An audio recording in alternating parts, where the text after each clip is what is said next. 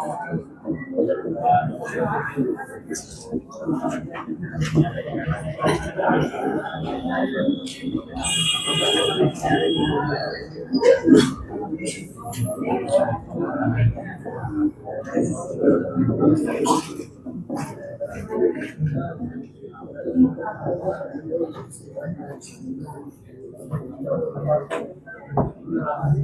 आप आंसर करिए पहले इसका। कल ये सब बता दिया था मैं।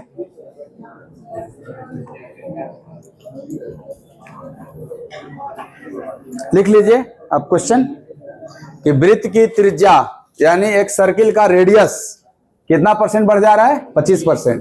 तो उसके एरिया में कितने परसेंट का चेंज होगा?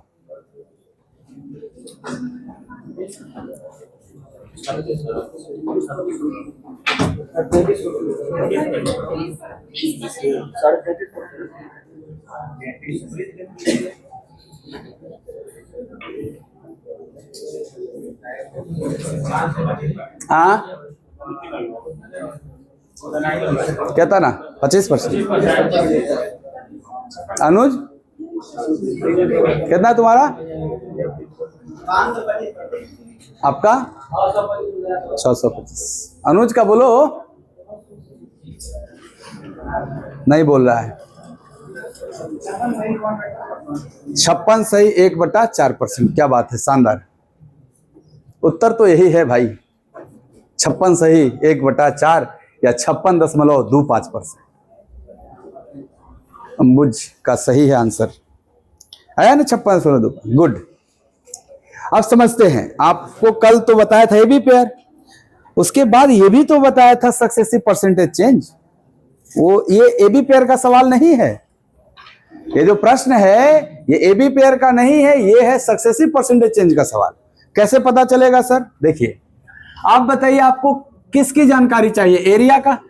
तो वृत्त का क्षेत्रफल क्या होता है सर? वृत्त का क्षेत्रफल होता है पाई आर स्क्वायर। क्या ये पाई आर स्क्वायर का मतलब पाई गुणे आर है? और ये जो पाई है ये तो एक कांस्टेंट वैल्यू है।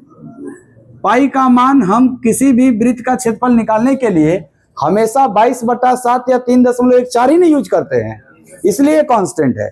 बट हर वृत्त के लिए रेडियस बदलते रहता है आपका। छोटा वृत्त है तो रेडियस छोटा, बड़ा वृत्त है तो रेडियस बड़ा। तो बताइए जो एरिया है क्या वो आर गुणे आर पे डिपेंड करता है? परिधि कल पढ़ा था आपने कि सर परिधि ना केवल आर पे डिपेंड करता है, क्योंकि उसमें 2πr था। 2π तो कांस्टेंट था, केवल a गुना r था, इसलिए रेडियस जितना बड़ा था परिधि भी उतना बड़ा था।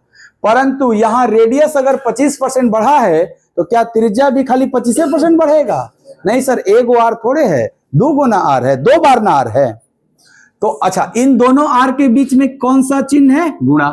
मैं कल बताया था कि अगर a और b दो वेरिएबल हैं, इनके बीच में गुणा है और इसमें भी परसेंट चेंज दिया हुआ है, इसका भी परसेंट चेंज दिया हुआ है, तो दोनों परसेंटेज चेंज को जब कंबाइंड करेंगे तो यही ना सक्सेसिव परसेंटेज चेंज होते हैं। बोलिए साहब। दो वेरिएबल है, एक a और एक b, और दोनों के बीच में क्या है? गुणा। क्या होना चाहिए? हमेशा गुणा।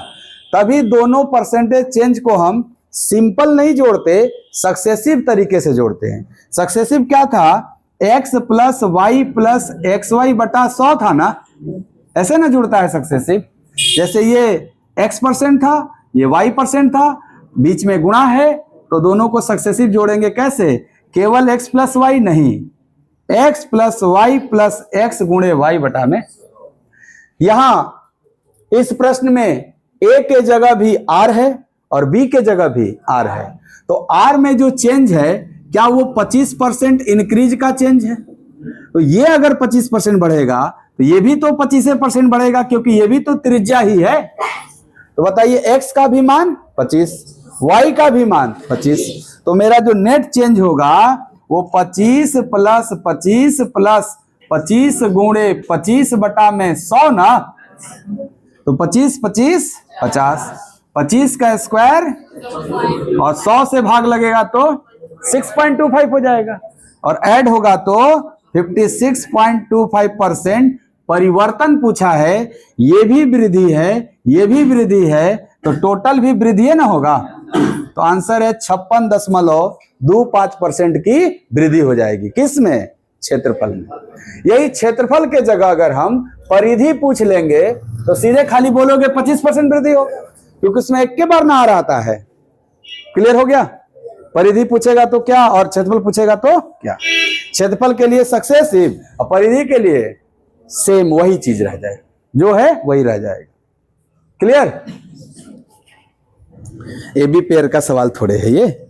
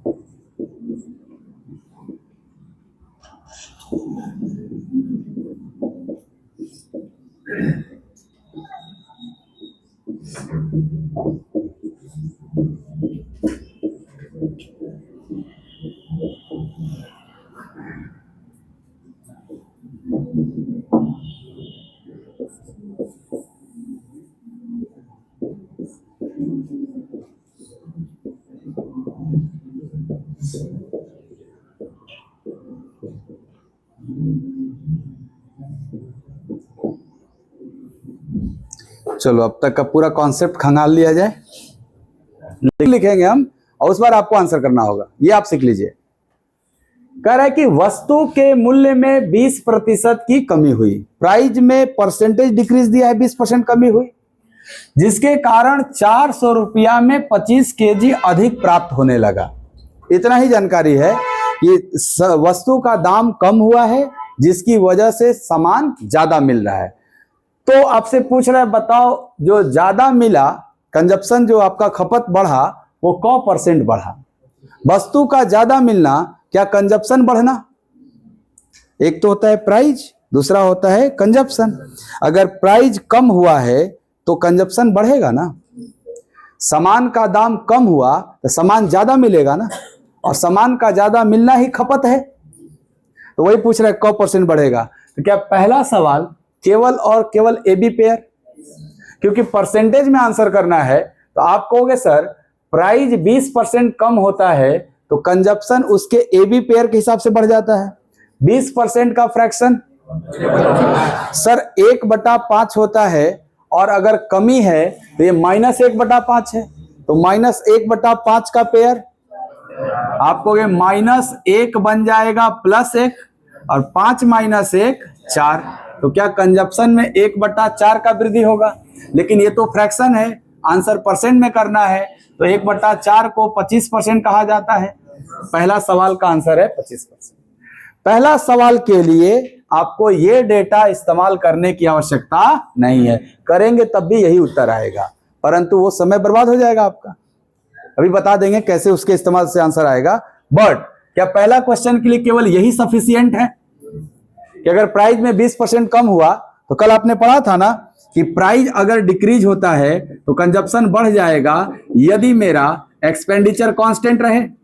तो क्या इस सवाल को पढ़ के आपको ये बात समझ में आया एक्सपेंडिचर कांस्टेंट है? हाँ सर, 400 ही एक्सपेंडिचर है और ये कांस्टेंट है। क्यों? क्योंकि पहले ये 400 में कुछ खरीदता होगा, तो जैसे ही दाम गिर गया तो 400 में ना 25 किलो ज्यादा खरीद रहा है। तो क्या 400 फिक्स है ना दोनों केस में, इसलिए एक्सपेंडिचर कांस्टेंट है। और जब एक्सपेंडिचर कांस्टेंट होता है तो प्राइस गिर गया कितना परसेंट? 20%, यानी -1/5 हो गया। अगर प्राइस -1/5 तो कंजप्शन +1/4 ना, -1 का बनेगा +1 और 5 - 1 4, और +1/4 को ही ना 25% कहा जाता है, इसलिए पहले प्रश्न का उत्तर क्या आया? 25%। यह भी जरूरी होता है कि प्रश्न का उत्तर देने के लिए जितना डाटा का जरूरत है उतना ही इस्तेमाल करें। क्या पहले प्रश्न का उत्तर देने के लिए केवल यही डेटा सफिशिएंट था? तो इसी का इस्तेमाल करें, आपको अननेसेसरी डेटा यूज करने की जरूरत नहीं है। यदि आप कर लेते हैं तो भी उत्तर यही आएगा, समय बर्बाद हो जाएगा। यह भी चालाकी लाना है अपने अंदर। गुड। दूसरा क्वेश्चन है कि ओरिजिनल कंजप्शन कितना केजी था, मूल खपत कितना केजी था? सर हमारे क्वेश्चन में खपत तो 25 केजी दिया है, ये बताओ 25 केजी क्या है? खपत है? सर ये कैसा खपत है? सर ये बढ़ा हुआ खपत है। बोला ना 25 केजी अधिक प्राप्त होता है, इसका मतलब हमको 25 केजी अधिक प्राप्त होना यानी मेरा खपत 25 केजी बढ़ा है। तो मुझे बढ़ा हुआ खपत पूछता कि बताओ बढ़ी हुई खपत कितना केजी है, तो सीधा सीधी यही उठा के आंसर कर देते 25 केजी। लेकिन ये पूछा है मूल खपत कितना है, यानी ये जो खपत 25 केजी बढ़ा है वो कितना केजी से बढ़ गया है, यानी पहले क केजी था, ये बात है। एक बात बताना, क्या तुमने खपत का फ्रैक्शन 1/4 पाया है इस प्रश्न में? अगर खपत का फ्रैक्शन 1/4 है तो ये जो फ्रैक्शन में लिखा जाता है उसमें बेस में जो होता है यही हमेशा ओरिजिनल वैल्यू होता है। बेस वाला ही हमेशा क्या होता है? ओरिजिनल वैल्यू होता है, मूल वास्तविक वैल्यू होता है। नीचे जो है ना इसी को आप मूल या वास्तविक कहते हैं, मूल या वास्तविक कहते हैं। अच्छा, किसका मूल या किसका वास्तविक? तो सर ये फ्रैक्शन किसका था, प्राइस का कि कंजप्शन का? सर प्राइस का तो 1/5 है, ये कंजप्शन का ना है। अगर ये फ्रैक्शन कंजप्शन का है तो ये ओरिजिनल कंजप्शन हुआ। अगर 1/5 पे बात करें और नीचे पूछे 5 क्या है तो कहोगे फ्रैक्शन प्राइस का है, तो जो नीचे 5 है वो ओरिजिनल प्राइस कहलाएगा। तो नीचे हमेशा कौन सी वैल्यू होती है? ओरिजिनल। और ऊपर क्या है? सर ये इंक्रीज को ना बता रहा है, +1/4 था ना, +1/4 का मतलब ये 4 पे कितने की वृद्धि हुई ये ना बता रहा है, तो ये 1 जो है ये वृद्धि को बता रहा है। अगर माइनस होता तो कमी को बताता। तो बताओ तुम्हारे फ्रैक्शन में वृद्धि कितना यूनिट और रियल में वृद्धि कितना केजी? 25 केजी। तुम बोल सकते हो ना 1 यूनिट का ही मान है 25 केजी। भाई तुलना समान जाति में होगा। ये 1 क्या है? सर कंजप्शन में वृद्धि है। ये 4 क्या है? सर ओरिजिनल कंजप्शन है। 1 क्या है? कंजप्शन में वृद्धि है। ये 25 भी क्या है? कंजप्शन में वृद्धि है। तो 1 का तुलना 25 से ना, तो 1 यूनिट का मान, अगर 1 यूनिट का मान 25 केजी तो मुझे 1 यूनिट निकालना है कि 4 यूनिट? सर बोला है मूल खपत बताओ, क्या मूल खपत नीचे वाला होता है? अगर 1 यूनिट का मान 25 केजी तो 4 यूनिट का मान 4 × 25 केजी, 25 चौके, तो दूसरे प्रश्न का उत्तर 100 केजी होगा। सेकंड क्वेश्चन का आंसर 100 केजी। ये देखो तीसरा प्रश्न क्या पूछा, नई खपत कितना केजी है? ये बताओ जो नया खपत बनता है क्या वास्तविक खपत प्लस खपत में वृद्धि मिला के ना नया खपत? तो वास्तविक खपत कितना था? 4 यूनिट। खपत में वृद्धि कितना था? 1 यूनिट। तो नया खपत कितना हो जाएगा? 4 + 1 5 यूनिट। तो नई खपत कितना हो जाएगी? 5 यूनिट। और 1 यूनिट का मान कितना था? तो 5 यूनिट का मान 5 × 25 125 केजी। समझ में आ रहा है बात? या यहां से भी सोच सकते हो, पहले मेरा खपत बढ़ गया, हो कितना गया? तो डायरेक्ट ये भी आ जाएगा आपका। ये कह रहा है ना कि ओरिजिनल प्राइस बताओ, यानी ये जो आप वस्तु खरीद रहे थे इसका ओरिजिनल प्राइस पर केजी कितना था। एक बात बताइएगा, आपके प्राइस में कितने की वृद्धि हुई, ये तो कमी हुई, ये तो दिया हुआ है 20%। लेकिन आप अगर प्राइस निकालना चाहते हैं कि कोई सामान कैसे रुपया केजी है, आपको 2 डेटा दे दिया जाए कि इतना रुपया ले लो, 400 रुपया ले लो, और इसमें तुमको सामान कितना केजी मिल गया? 100 केजी मिल गया। तुम्हारा ओरिजिनल खपत कितना था? 100 केजी। यानी यही ना तात्पर्य है कि हम 400 रुपया लेके जाते थे और 100 केजी सामान लेके आते थे। पहले अगर 400 रुपया लेके जाते थे और 100 केजी सामान लेके आते हैं, हमें 1 केजी का दाम चाहिए। तो ओरिजिनल जो प्राइस होगा मेरा, क्या वो 400 रुपया में ओरिजिनल खपत 100 केजी?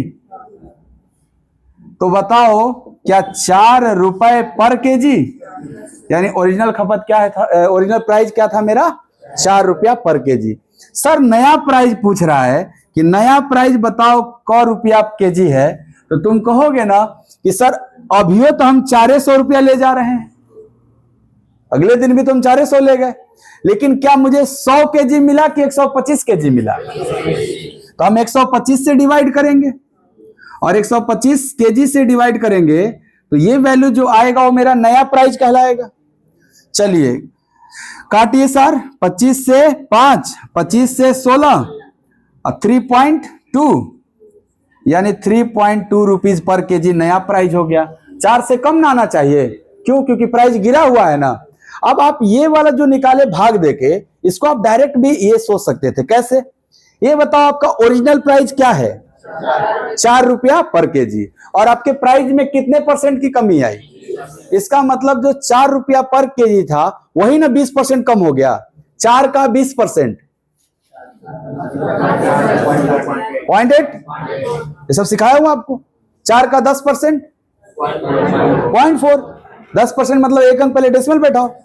4 का 10% तो 20%, यानी 4 रुपए का 20% 0.8 होगा, और वो 20% क्या होना चाहिए? कम। तो 4 रुपए में 0.8 कम होना चाहिए, तो कितना हो जाएगा? 3.2। डायरेक्ट आ जाएगा, आपको डिवाइड करने की जरूरत नहीं पड़ेगी। क्या 5वां सवाल सीख गए? क्या बात है, समझ।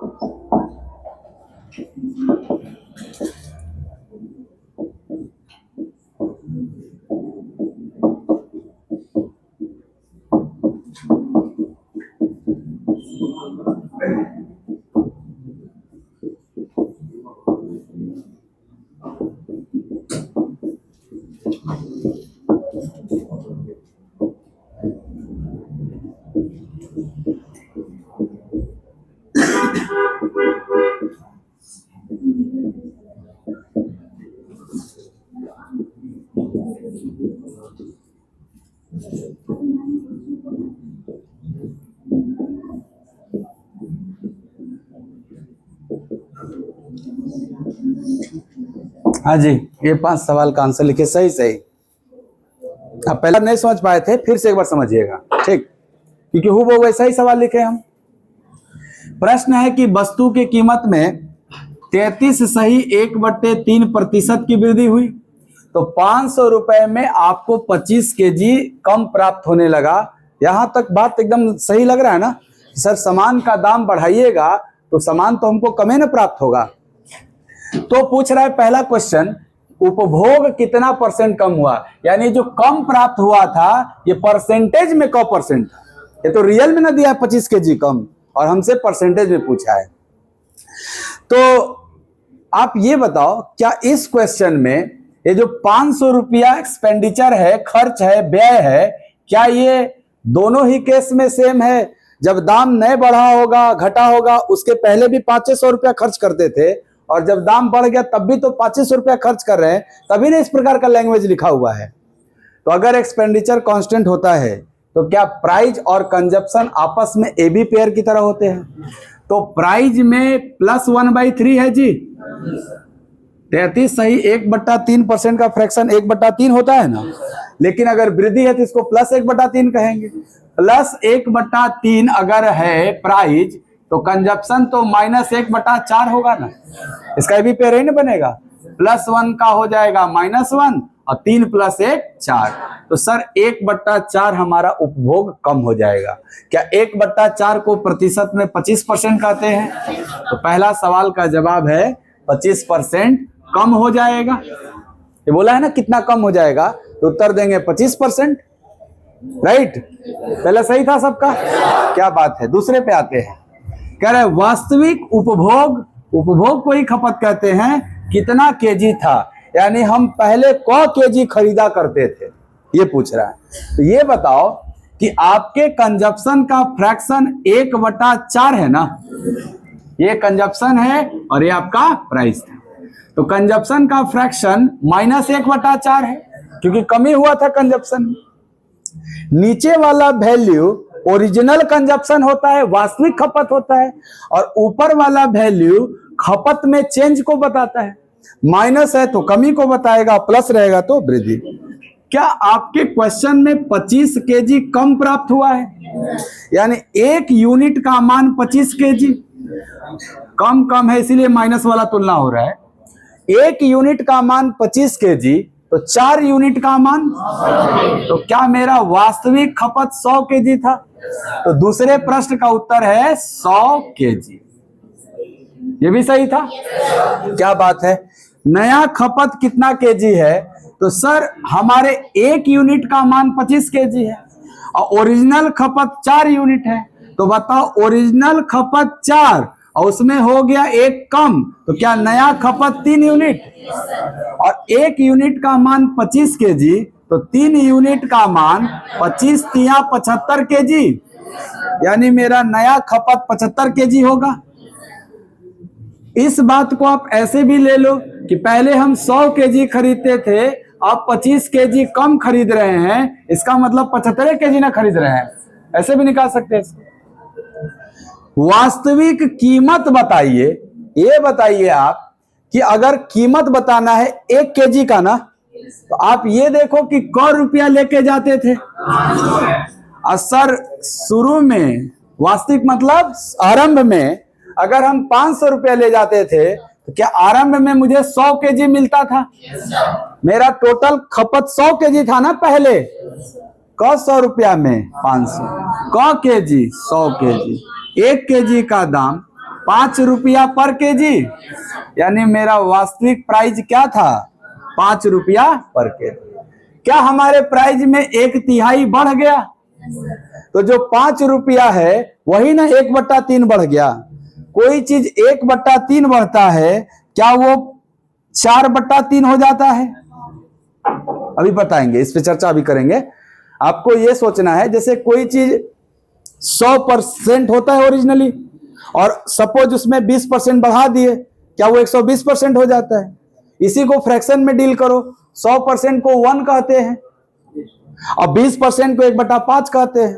तो 1 में 1/5 जोड़ेंगे तो 6/5 होगा, और 120% का फ्रैक्शन भी तो 6/5 होता है। तो अगर किसी संख्या में, किसी मूल्य में 1/3 वृद्धि होगा, मतलब 3 पर 1 बढ़ जाएगा, तो क्या वो 4/3 हो जाएगा? तो आंसर हो जाएगा 20/3 रुपया पर केजी। हाँ, वो पॉइंट में बदल लेंगे हम लोग। या दूसरा तरीका, सर इसके लिए भी तो हम 500 रुपया ले जाते हैं, लेकिन सामान हमको 100 केजी मिलता है कि 25 केजी कम होकर 75 केजी मिलता है, इसीलिए हम 75 से यहां भाग देंगे, तो भी आ जाएगा वही 20/3 रुपया पर केजी। दोनों तरीके से निकाल सकते हैं ना, परसेंटेज के भी मदद से और डायरेक्ट रुपया के भी मदद से। पांचों सही कितने लोग का था? हाथ उठाइए। पांचों सही। चलो ठीक है। अच्छा, चारों वाला उठा लो। चलो ठीक है। कहने का मतलब इन 5 में से कोई भी प्रश्न पूछेगा बना लोगे, और एक प्रश्न पक्का है।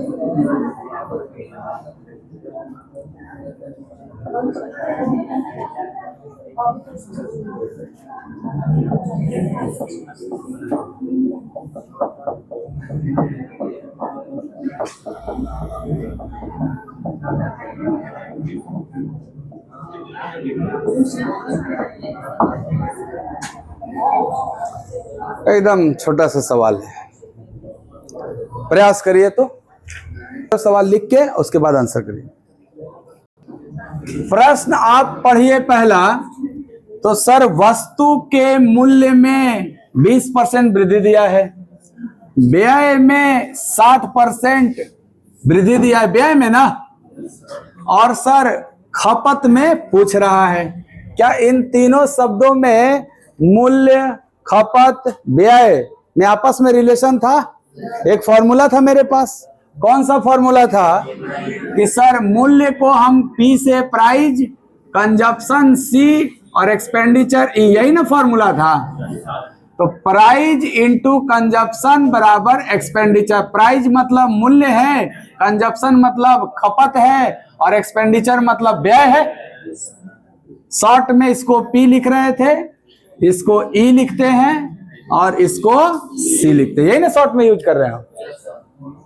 अगर प्राइस इंटू कंजप्शन बराबर एक्सपेंडिचर, तो प्राइस बराबर expenditure by consumption, and consumption बराबर एक्सपेंडिचर बाई प्राइस। यही ना 3 में से कोनो न कोनो फॉर्मूला पे सवाल बनेगा इन तीनों में। तो देखते हैं कौन सवाल किस पे है। पहला सवाल में प्राइस की जानकारी है, यानी P दिया हुआ है, E भी दिया हुआ है। क्या C के बारे में पता करना है? ध्यान से सुनना, C बराबर E बाई P ना। अगर C बराबर E बाई P, तो बताइए E में क्या हुआ है? 60% वृद्धि। अगर कोई चीज 60% बढ़ेगा तो 160% ना हो जाएगा। E के जगह हम लोग 160% लिखेंगे। गुड। चलो, प्राइस में क्या हुआ है? 20% वृद्धि हुआ है। तो कोई चीज अगर 20% बढ़ेगा तो 120% हो जाएगा। तो हम प्राइस के जगह 120% लिखेंगे, और लिखने के बाद इसको सिंपल फॉर्म में देखें तो 4 तिहाई 12, 4 चौके 16, क्या इसका फ्रैक्शन 4/3 आएगा? किसी का भी अगर हमने फ्रैक्शन लिख दिया तो नीचे जो होता है वो हमेशा उसकी ओरिजिनल वैल्यू होती है। तो बताइए 4/3 में ये जो 3 है क्या वो ओरिजिनल कंजप्शन है? अच्छा ये बताओ, यहां प्लस माइनस कुछ लिखे हैं, इसका मतलब ये नया वाला कंजप्शन है। नीचे ओरिजिनल और ऊपर न्यू। पिछला क्वेश्चन में तो सर आप उसको जोड़ के या घटा के न्यू कहते थे, इसलिए कहते थे कि वहां पे हम यहां चेंज को लिखते थे। यहां चेंज है कि टोटल लिखा हुआ है, इसीलिए टोटल आएगा। लेकिन नीचे हमेशा क्या रहेगा? ओरिजिनल, और ऊपर न्यू। बताओ ओरिजिनल कंजप्शन 3 यूनिट और नया कंजप्शन, क्या तुम्हारे कंजप्शन में वृद्धि हुआ? कितने का? 1 यूनिट का। हमें यूनिट में थोड़े बताना है, परसेंटेज में ना बताना है। तुम कहोगे 1 यूनिट का वृद्धि कितना पर? 3 से ना बढ़ा, तो 1/3 और प्रतिशत के लिए 100। क्या जवाब है 33.33%? तो पहला सवाल का उत्तर है खपत में 33.33% वृद्धि हुआ कि कमी? सर देखिए ऊपर वाला अधिक न है, इसलिए वृद्धि। अगर कम होता तो कमी। पहला सवाल सही था? क्या समझ में भी आ गया? क्या बात है। यहां देखो, यहां भी प्राइस P दिया हुआ है, कंजप्शन C दिया हुआ है। क्या हमें एक्सपेंडिचर E निकालना है? हो E बराबर सर E बराबर P गुणे C। तो P के जगह पर प्राइस में 20% वृद्धि हुआ, 120%, और कंजप्शन C में भी 60% वृद्धि हुआ, 160%। बोलो गुणा करेंगे अब। तो आप कहोगे 1% से 2 जीरो खत्म हो जाएगा, 12 गुणे 16 और 1% रह जाएगा। 12 गुणे 16 192। सर 1% से 2 जीरो कट गया, 1% बच न गया, यानी सर एक्सपेंडिचर E 192% है। क्या कोई भी चीज ओरिजिनली 100% होता है? और ये कितना दिखाई दे रहा है? 192। क्या ये बढ़ा हुआ केस है? तो 100 से कितना ज्यादा? तो इसका उत्तर है 92% बढ़ जाएगा या 92% वृद्धि होगा। ये ना पूछा गया क % परिवर्तन हुआ, तो कहोगे 92% बढ़ गया। क्लियर? अगर ये 100 से कम आ गया होता तो सर कमी हो जाता उतना %। 2 सवाल सीख गए क्या? तीसरा प्रश्न में C की जानकारी है, E की जानकारी है, क्या P की जानकारी प्राप्त करनी है? तो P बराबर E/C। आप कहोगे P बराबर E/C। अगर P बराबर E/C तो E के जगह देखो क्या लिखोगे। क्या E में 60% वृद्धि हुआ तो 160 लिखोगे, 160। C में 20% वृद्धि हुआ तो 120।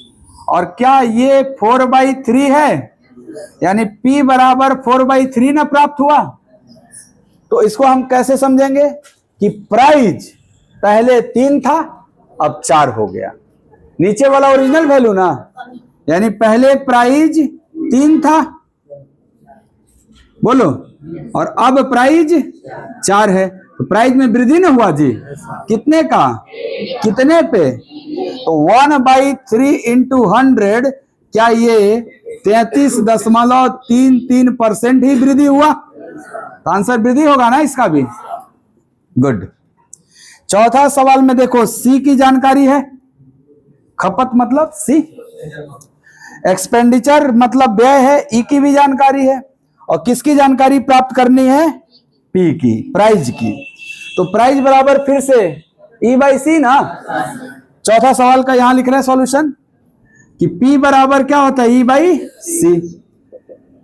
E 20% बढ़ा है ना हो, तो 120%, और C 60% बढ़ा है तो 160%। इस बार जो फ्रैक्शन आया वो 3/4 आया, तो क्या P का फ्रैक्शनल वैल्यू 3/4? नीचे वाला ओरिजिनल और ऊपर वाला न्यू, तो बताओ ओरिजिनल प्राइस कई यूनिट और न्यू प्राइस, तो क्या प्राइस में कमी हो गया? हमेशा ओरिजिनल से ना देखा जाता है, कितना कम, एक की कमी कितने पे, तो एक की कमी 4 पर 25% कमी ना। तो चौथे सवाल का जवाब क्या है? इस सवाल का आंसर है 25%। चारों समझ में आ गया? किसका चारों सही था वो? ठीक है, क्या सबको समझ में आ गया चारों?